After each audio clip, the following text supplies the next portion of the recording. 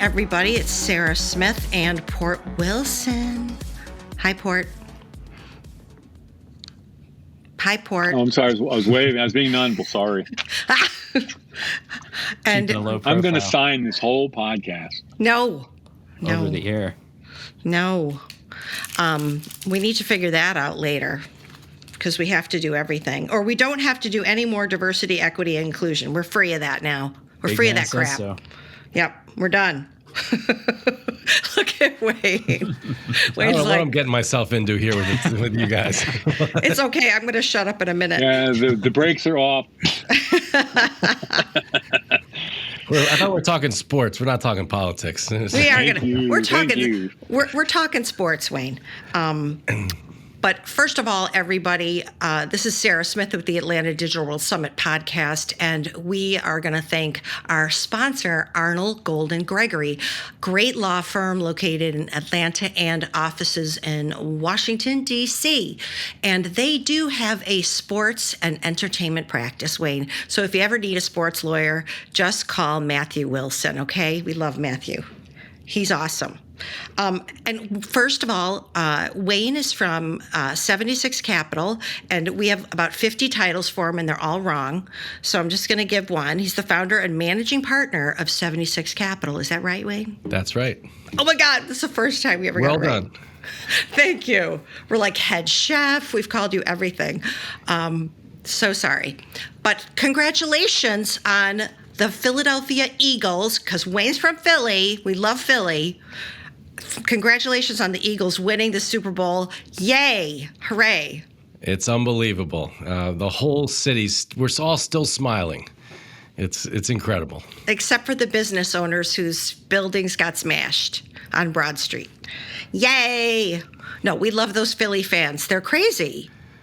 Well, look, we had a great time in New Orleans. It was an amazing, being there. It was so much fun. You were there. Yes. Okay. First one too, right? This is our second Super Bowl. Second Super Bowl. Victory? Yes. When did you guys win before? A couple years ago, like 5 or 6 years ago. When we beat the Patriots. Yep. Oh, well, that's good though. Patriots are, They've won enough. Well, the Eagles deserved it. You guys killed it, and your defense was like a hungry machine from another world that couldn't get enough food and was just eating the Chiefs. It was absolutely fantastic. And I am a Buffalo Bills fan, so all I wanted was the Eagles to crucify, and I'm Catholic, sorry, the Chiefs. Well, it was amazing, no doubt, and I mean, just to watch the team come together. I mean, and then from what we do at 76 Capital from a business side of things, right? And for the how the general manager Howie Roseman put that team together, how they were able to make the trades and draft these amazing players. I mean, they put that thing together because the wheels fell off basically the bus 2 years ago, and then this year they put it all back together and. It was great. It was great to see. Do you do any lecturing at universities about sports? Yes. Would you just touch on that a little bit? I'm really fascinated with that. Well, I love going to different universities and talking to the students about, we talk about sports, but more importantly, a lot of times we talk about not only even the business of sports, we talk about, being able to go out there and just become a better person, right? I mean, that's really what we talk about. And we talk about the idea of networking and what networking is all about and why you want to go out and connect with as many people as possible, try to then turn those contacts that you make into relationships. And then most importantly, try to help that person and make this world a better place. Go ahead, Port. Well, I just like to back up just a little bit about you getting into sports. I mean, I know you're a Terrapin. And when I was reading your bio, I mean, I saw that. Did you do announcing earlier? I know I saw you announce some basketball and football games. Did you play, or have you been an announcer? How'd you get into that? Well, I got into announcing and doing play-by-play on the college radio station back back in the old days in the 90s, or actually late 80s, early 90s. Did that when I was in school, really because I went to the University of Maryland and I wasn't good enough to play football or basketball there. So I just may as well go and do play-by-play instead. My only question that I thought when I saw that is, do you, like in your fantasy world, do you wish sometimes you were maybe 8 years older and you might have called some game Lenny Bias in him? He was in the 80s, and if you ever saw him play, just amazing. He was incredible. He was an incredible basketball player. I mean, and look, we was very lucky to do a lot of the games that I got to do. And actually, one of the coolest things recently happened where my son's now at the University of Maryland, and he works and produces some of the radio shows for the coaches there. And he reconnected me with the voice of the University of Maryland. His name is Johnny Holliday. And then, and when I reconnected with him, I then had him on my show, our 76 Capital Sports Leadership show. So it was really fun to kind of have him, come back and get to know him. But more importantly, that my son reintroduced the two of us. That's pretty cool. That's pretty cool. Before we jump into your current company, take us a little bit on your path coming out of school. How do you get started on this path? Everyone's sort of talking about their religion here, so here we go, right? I mean, like here you go, Sarah. I mean, like, thank you. It's like, look, back in the day, nice Jewish boys were going to be lawyers or doctors, and that's what our moms and dads wanted us to be. So that was my whole goal. I wasn't going to be a broadcaster, and I have some funny stories of meeting guys like Tony Kornheiser and Michael Wilbaum, who were working for the Washington Post when I was at the radio station in Maryland, and those guys are like, and they were like, yeah, you don't want to do this. You'll be in the sports media guy your whole life. You'll never be turned into anything. He said, what are you doing next? And I said, well, I'm going to law school. And they're like, oh, that's a smart move. Meanwhile, those guys did pretty well with ESPN and PTI in their show. Yeah, right. But it was crazy. So I went to law school after college and was going to practice law with my dad. And that was what I was going to do and live in Wilmington, Delaware. And that was my plan. But then all of a sudden, it was the mid-90s, and what was happening in the mid-90s was all these internet companies were being created. People, they remember the .com and all this kind of stuff. And I had friends that were these things called entrepreneurs. It kind of sounded like an alien thing. I'm not really sure what it was, or maybe just some French word that I never heard of. But it was crazy, and I was like, wow, this is amazing. Like, these guys are out there creating these new kinds of companies. They're wearing jeans and sneakers and telling the guys in suits, and I'm a lawyer wearing a suit going, wait a second, like, I want to be like them. And, but the problem is I didn't have any ideas. I didn't really have an idea of like what kind of company I should create. But then I was at one of these events with some of my friends, and all these people were crowded around this one person, and I was like, who's that person? And someone said, that's a venture capitalist. I'm like, a what?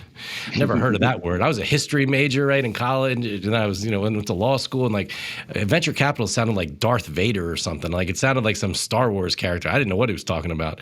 And I said, yeah. And I said, what is that? And he said, that person makes all of our dreams come true. And I was like, wow. That's pretty cool. I want to be one of those people.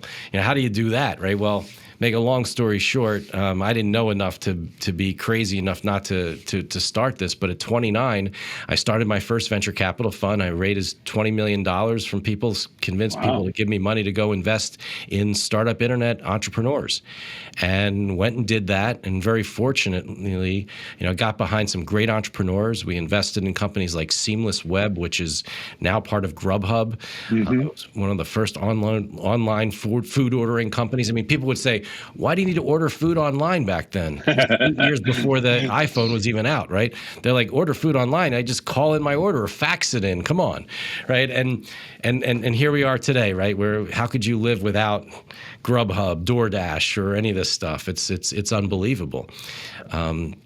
We were fortunate to have invested in another amazing entrepreneur who was creating these healthcare clinics inside of pharmacies where you could walk into a pharmacy and get checked out by a nurse practitioner. I mean, at the time, like, why would you just go into a pharmacy? It's where you pick up your drugs there, and you get some candy and some other gum and stuff, and that's it. But like, to go in there and actually get checked out. Well, we created this company called Take Care Health Systems, and we ended up selling that to Walgreens. And Walgreens is now you go to any Walgreens, and you can get checked out in any of those, and same thing with a CVS. And it was really awesome to be involved with businesses like that. Elizabeth Holmes was not around at that time. No. Thank God. Thank God. But Wayne, I have to tell you, I think that you're, and a lot of people think that this is a dirty word, but you're a great salesperson. Sales. And I just had lunch with somebody that she's a very good salesperson, but she doesn't understand that sales is not a dirty word. Sales is one of the most important things that a company, can execute well.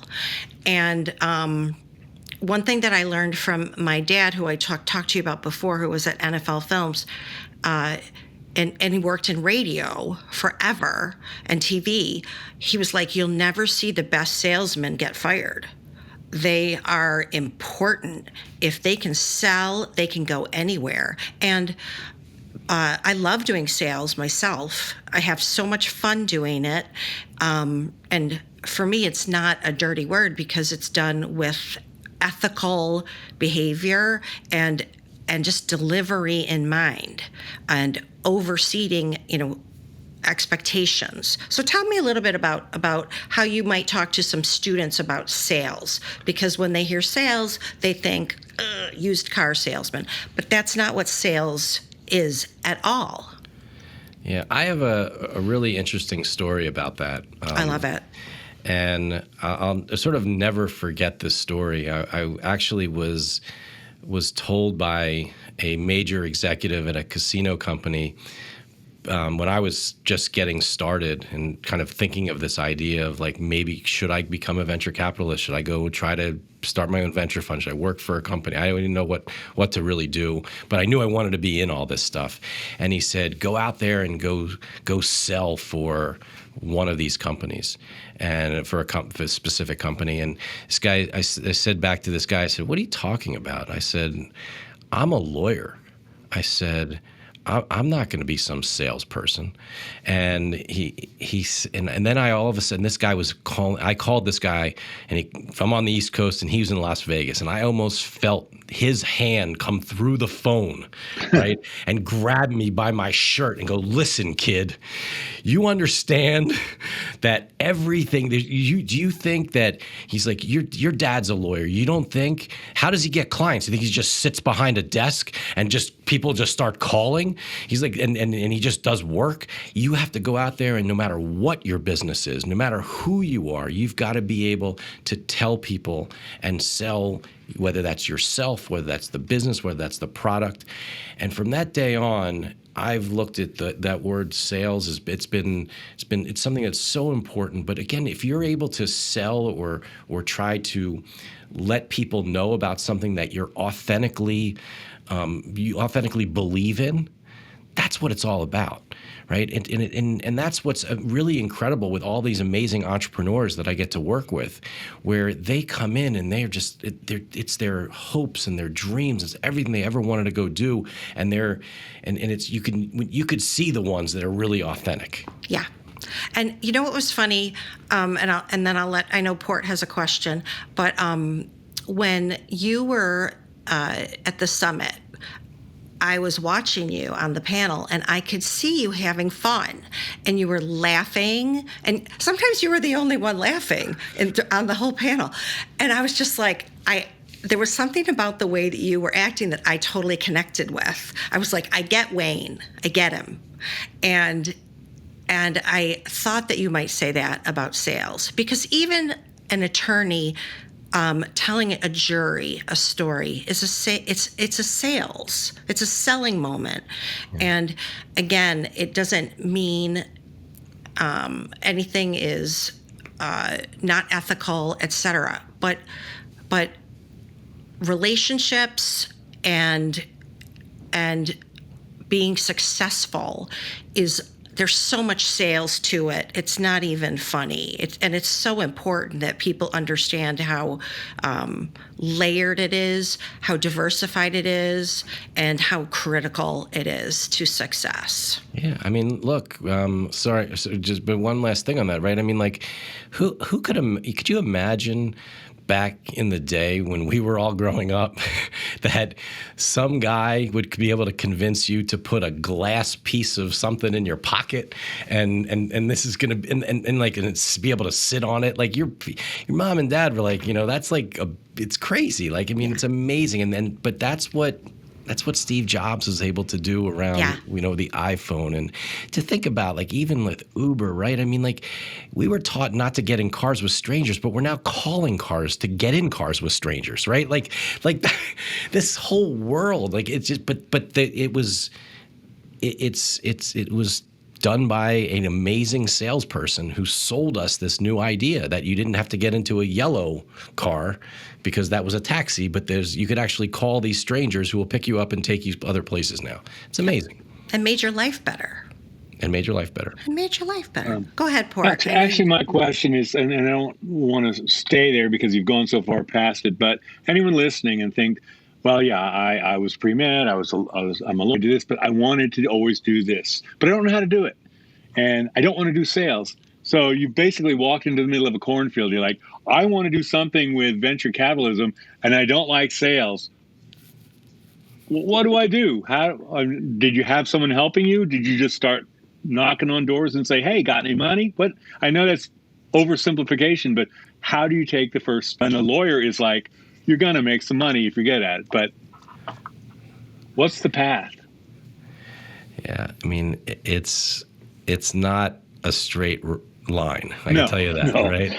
And everybody wants it to be, right? Downhill straight line. Right. Here's the recipe. Exactly. I mean, and that's why I always, go back to networking and building relationships because, you need a lot of different people to, get different ideas from people. I tell people to read as much as possible. I tell people it's a reason, like on our 76 Capital website, we have a resource section with all of these podcasts and books and things to read and newsletters and because you want to be as educated as possible, and then you have to sort of make your decisions, right? And then there's certain people that you want to take some advice from. Maybe you'll take 100% from one person, 50% from another person, but like you kind of have to make that choice. Any early spectacular failures that you had to rebound from that might have driven a lesser person out? I think being, you talk about sales, being a venture capitalist, the one thing that I think that most people don't teach at school or don't know.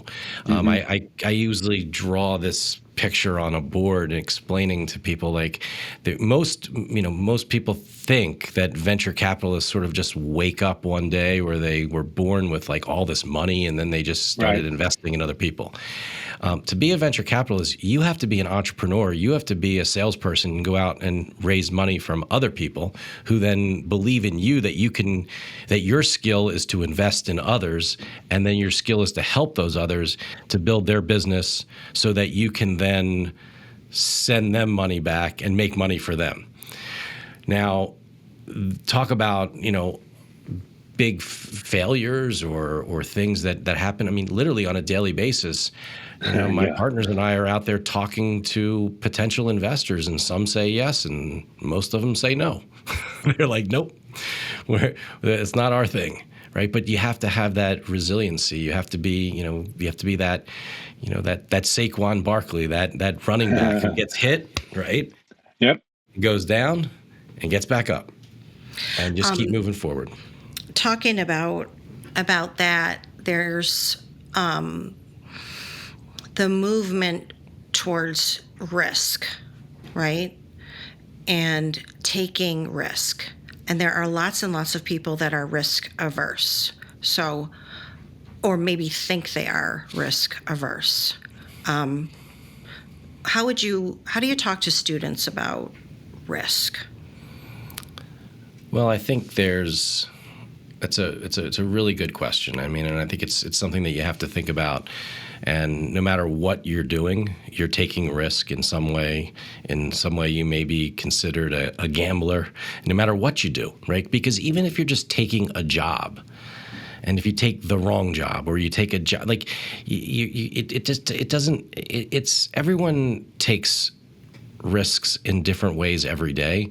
And I think that, some people may look at what we do and, from investing in startup sports technology companies is like, wow, that's really crazy. That's like, I can't believe you do things like that. But like, I think everyone takes risks in different ways. I think that, and I think you should. I mean, and the more that you do, I think it's about calculated risks. I mean, no one's saying like do something that's absolutely completely crazy that could really harm you physically, right, mentally.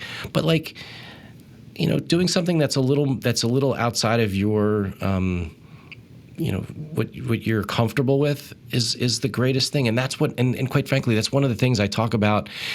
Sarah, I know we've talked about this, but I have this book called 6 Degrees of Wayne Kimmel, right? Where I wrote this book and it talks about all my networking tips and all these different ideas. But like, I actually talk about ways of being able to break the ice. And so you're more comfortable and more in situations that are hard for you to use a business card. I know kids today don't use business cards. They hate business cards. Yep. I don't do business cards. I'm digital. I'm like, okay, well, fine. I said, but the difference is there's actually really good uses of a business card. Business card can break the ice. You are handing someone something physically. Yep. They have to Absolutely. Look down at it.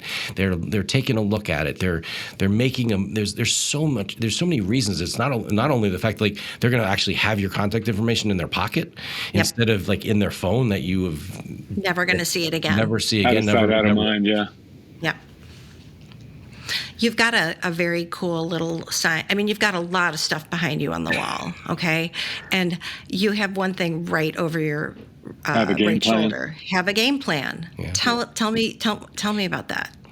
Well, actually, that's it means a lot of things to me. It's actually the it's the American Gaming Association Bet Responsibly advertisement or campaign. That Are you friends with Anthony Gowd? I know Anthony. Yes. Yeah. Okay. Is that good or bad? No, Anthony's great. I mean, he's a Jersey guy. Come on, he's a good guy. He's on the board of the summit. Okay. Oh, great. Yeah. I gotta come up there. I want to take you guys out to dinner. Oh, that would be fun. That'd be fun. Yeah, it'll be a blast. But I mean, like it's important. I mean, like if you're gonna gamble, I mean, you got to do things responsibly, and you got to have a game plan. Like, I mean, you can't just, again, it's almost like taking risks. You gotta you got to take it to a certain point, and then you're done, right? I mean, I think it's a really important thing that you have a plan.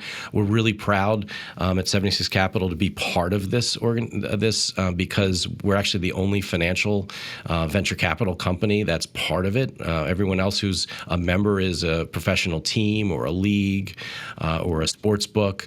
Say that again, though, and explain it. Because I want people to understand what you just said. Because you glossed over it real quick, and I want people to get it. Well, I mean, I think people, we want people to be make sure that you truly have a game plan, that you bet responsibly, that if you're going to gamble, that you have a plan and you don't go crazy. I think that's really important. Okay, got it. Very good. Because our whole thing, and this is not exactly have a game plans, part of what they say, but what we say is if you're betting, you want to have fun and you want it to be safe. So just to have to be, fun and safe is what it's all about. And no matter what you do, right? It's kind of like, I just think about like maybe your parents saying, you just do everything in moderation, right? A similar kind of a way of saying it a little differently now with have a game plan. I have a client that lost $600,000 on the Super Bowl. Ooh. I know. And he was so angry. He was so upset. I'm like, why'd you bet so much? How about 5? How about 5,000? Something you're not going to miss. Yeah. Ben's smiling because he knows. He knows our client. I bet I can guess who. Yes, we can guess. We can guess who. But we'll never know. But we'll never say. But tell me. And I know Port will get into this too, but just tell me a little bit about how you started 76 Capital and what you wanted it to be. Well, as I said earlier, I mean, I really wanted to be that person who was able to make other people's dreams come true and help people make that happen. And that's really where it all started. And it all starts with our mantra here is to work with smart and nice people who want to change the world. And that's something that we've done from day one, whether we were investing in straight tech companies, whether it was in financial technology companies, health tech companies, and now over the last 8+ years, investing solely in the sports and gaming industry. So, that's what it's all about. It's all about getting behind people because here's the thing. When you invest in a company, especially if it's a startup business, you're going to be involved with that company for a long time. You're going to talk to that person and that executive team for a long time. So it's important to get to know them and like them and really want to share your network and your relationships and your expertise with them. It's a very important thing. The gaming front is obviously it's exploding, but you look at it and there's just so many avenues. And again, I mean, you look at it, you decide which way. How do you decide what element of gaming, where you're going to go, who you're going to invest in? Because it's exploding. It's in the last 10 years. How do you even know what direction to go? Well, it's been so exciting. I mean, since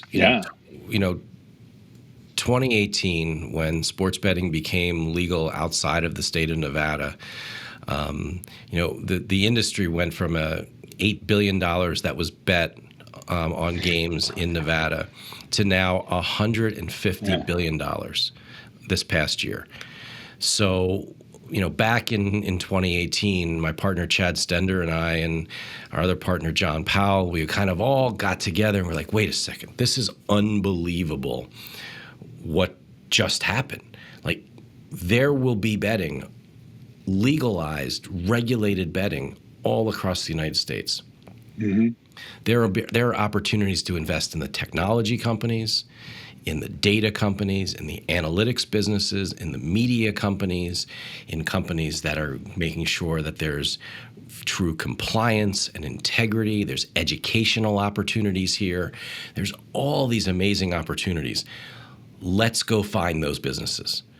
And fortunately, over the last year before that, in 17 going into 18, we had met lots of entrepreneurs at some really interesting companies. And very quickly, in 2018, we went out and sat down with a lot of these companies, made investments in them, and helped them grow. One of which was working with the legendary sports broadcaster Brent Musburger. That was absolutely incredible. He and his nephew Brian and Bill Adie, who was a sports editor from Chicago, they had this idea of creating this 24-hour sports betting media network.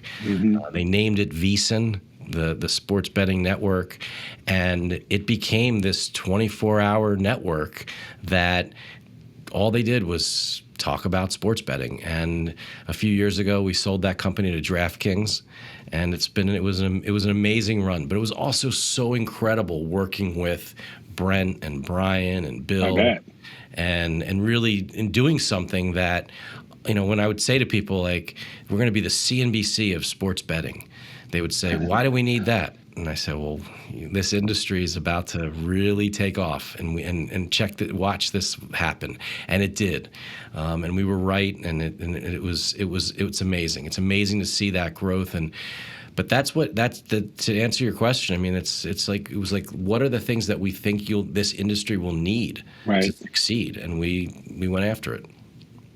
What do you see? It changes so quick and it expands so fast. What do you see as maybe the next growth curve or the next possibility for you? Yeah, I mean, I think what's really interesting is that about 50% of the U.S. has access to regulated, legal sports betting. The other 50 doesn't. And we had $150 billion bet right? So Wow. states like Texas, states like Georgia, states like California do not have sports betting yet. California doesn't? No. Interesting. So now, are people betting on sports in all those places? But they can get to Las Vegas in an hour, so that's okay. But correct. Yeah. But most in all these other states, the casino is the phone, right? So that's what's really changing, right? and that's where you're seeing all this new technology. You're seeing amazing companies like DraftKings and FanDuel and MGM and Caesars and Fanatics and like these companies and what they're doing is incredible. I mean, Bet365, another massive company that is they're the global leader in sports betting. Mm-hmm. And they're not even in the top 4 here in the U.S. at this point. But it's only been 6 years, right? And the technology is only getting better. And there's more and more states that are legalizing sports betting. We're at 39 states right now, plus the District of Columbia. So we'll start to see more and more of this. But some really big states are not in the mix yet. What's keeping them from it? Just the idea that it's bad and everyone's going to develop a gambling addiction or something? Well, there's states that believe that, and there are other states that have certain, and some of it's politics, some of it's those beliefs, and so we'll see. I mean, I think you're going to start to, you'll look. No one believed. Our belief was that this was gonna happen as fast as it's happened with 39 states. I mean, a lot of people were like, "Wait a second! Like, if after 5 years we have 10 states, no, this went way faster than that." Right. I think I really believe that you're gonna start to see more of the more and more states will also legalize online casino. Mm-hmm. So the major states that have online casino now are Michigan, Pennsylvania, and New Jersey. There's a few others, so I think it's a total of 5 or 6 that have online casino, but 39 have sports betting. So I think you're going to see that growth over the next several years, and you're going to just be able to have, again, if everyone does things and has their limits or has a game plan, it'll just be fine. Is there a downside anywhere to you? I mean, I know this is your business, this is your livelihood, you love it. Is there something you think could be done better, or is maybe going down the wrong path, or would you make it better if you had ultimate power? Yeah, well, I mean, I think there's some really exciting things that are happening right now. I mean, there's some companies, a number of which that we're investors in, that are making it better, right? Are making the experience better. So customizing your experience, having your experience be almost like what you're thinking. Like, they knows that, Port, you got the Yankees hat on. They're going to say to you, like, right now, Aaron Judge is up, and it looks like he'll be at bat, in next inning. So get your bet in if he's going to win, hit a home run. Right. Right. So there are these types of things that we're starting to now see in the sports books to do this. I mean, like ESPN, I don't think I may have, I don't know if I said them earlier, but I mean, ESPN Bet has an opportunity to really be a special player in the overall mix. I mean, a lot of people have already counted them out because they came into the mix a little late, but they're ESPN. Yeah. And we'll see. So, to make these experiences better, to make them more personalized, more customized. I mean, look, we expect that now, right? I mean, when you open up some of the best apps or best tech that you use, Amazon knows that you're out of paper towels and you're not even at home. Like, how do they know that, right? This is true. It's because they have someone listening. You're looking around, Sarah. I know. I'm looking for my Alexa. Well, is there any sort of? I know everybody's worried about safeguards, and it's up to the individual to monitor yourself. you guys can't be babysitters, but what stops people from just, you know how obsessive we are. They're just, Sure. they're locked in, and I'm, like I'm breaking away from my job every time Judge comes to bat, or I got to bet $100 on him every time. It's like a gambling addiction. How do people? It's just on them, right? I mean, it's not anyone's fault except themselves. It's called remote working. Remote betting. But there are actual tools, and they're getting better, right? There's some really, really good, responsible gaming tools. One of our companies, IC360, this is what we're all about. We're all about making sure that people, again, make it safe and make it fun, right? How can you use technology to slow you down, to take a time out, right? You need a timeout. Like Sarah, your friend who bet a lot, like maybe needed a timeout, right? I mean, but we're not. Or maybe that's just part of the, again, everyone has their levels, what they play at, right? So somebody, to some people that was a lot of money, and some people that's not a lot of money. But I think that's where the technology comes in to be able to make sure that people play responsibly, and that's very, very important. I think it's really smart too, Wayne, that you are not only looking at this company, but you're looking at this issue, and I think that's probably something that's probably aided in your success, let alone your fantastic persona and your incredible skills at being a deep generalist. I want to ask you about sports. To me, sports is one of those incredible aggregators of people.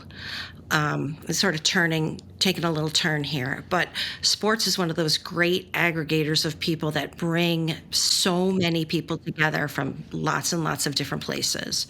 And, we're getting ready for the World Cup here in Atlanta. People are so excited about it. And they come from all over the world. And I'm going to get you down here, Wayne, for the World Cup. You're coming. I'll be there. What do you love about sports? Yeah, I really believe it's the great uniter, right? I mean, you said it. I mean, like it brings people together.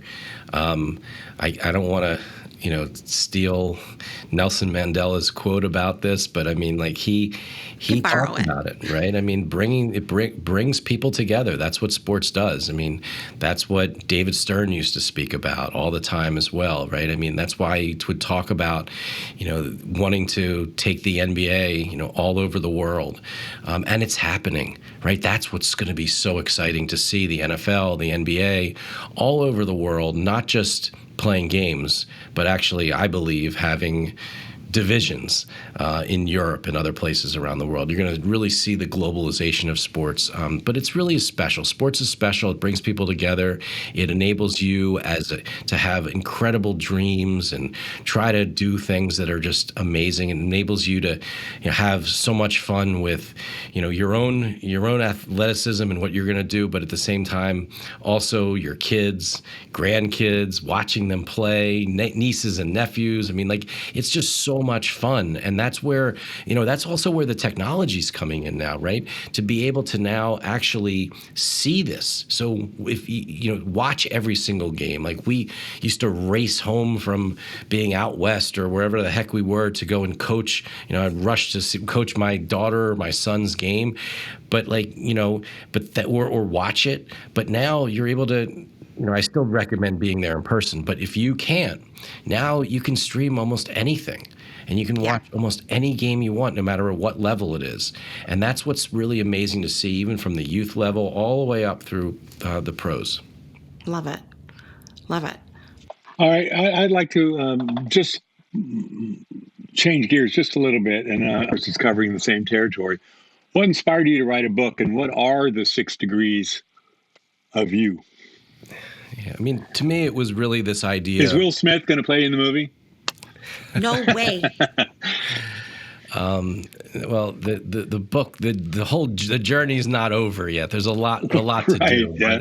But I really think that for me, writing the book was about being able to share some of the things that helped me and our business get better and help other people, right? I mean, people wouldn't understand this. Like, I would go and, you started this earlier, Sarah, about, speaking at schools and working with schools. Like, I love doing that. But then I was doing just, 50 kids, a couple hundred kids, whatever it was. But what about the rest of them? What about, why is my right pocket filled with business cards every day? And my goal is to go out there and hand out every single business card in my right pocket and try to get as many back from other people and fill up my left pocket with business cards of new people, new contacts, new relationships. Like, these were sort of my tricks. And, young people and anybody they were asking me, like, how did you do that? And instead of just keep giving that speech over and over again, which I love doing and still do it, I was like, well, I can now reach more people by writing a book and sharing some of these tips and sharing some of these ideas and talking about why it's so important to make as many contacts as possible and turn them into relationships, and then try to go and help people and try to make this world a better place. And that's what the book was all about. It's about, that whole idea of, like, just trying to make as many connections as possible, and amazing things happen, and you never know. And the coolest thing ever is now, some of the young people that I've gotten a chance to speak to or have read my book, or in some cases, some of the schools actually required as reading. I see them on the street, and they grab their phone and they're like, "You're Wayne. I don't know if you remember me," and we take a selfie and they text it to their professor, and like, that's the kind of stuff which is, and it's not about me. It's like, oh my God, like, I'm so happy that they remember that. And then some people will come up to me, like, and they pull out their stack of business cards in their right pocket. I'm like, oh my God, someone listened. Like, I can't believe this. But it's great. It's a great thing. It was a great experience, and we're not done. We're going to do more books. We're going to do all sorts of stuff like this. Why we do a lot of media, why we just try to, do things to, we just quite frankly want to make the world a better place. And it's one of the things that was really important to me. Where can people find your? Go ahead. Sorry, Port. Where can people find your book? Anywhere. Amazon. You can find it on the 76 Capital website. It's any place you can buy a book. That's good, because we want our audience to buy your book. Thank you. What do you do to decompress and get away from it all? Don't tell me you go to a game. He probably does. I do go to a lot of games. We love going to games. But I love to spend time with my wife, my kids. We like to exercise. I think that's really important. Yes. Just to give you, it helps you decompress. Whether it's, no matter what it is, right? I mean, whether it's just taking a walk, whether it's getting on a bike, whether it's whatever you clears need to your head. do. Yeah. It's a good way to really clear your head. Well, Wayne, we try to keep our cast between 40, 45, and we're right there. We just want to tell you how much we've enjoyed having you on the show today. And for Ben and Sarah, it's been a pleasure talking. This has been Mr. Wayne Kimmel, the founder and managing partner of 76 Capital. And you're also a podcast host, which we didn't talk about, which is, we need to be a good... We'll have to do Wayne Part 2. Wayne 2. Well, thank you, Wayne, so much for being with us today. And on behalf of Ben and Sarah, I'm Port Wilson, and this is the ADWS Podcast. We are out.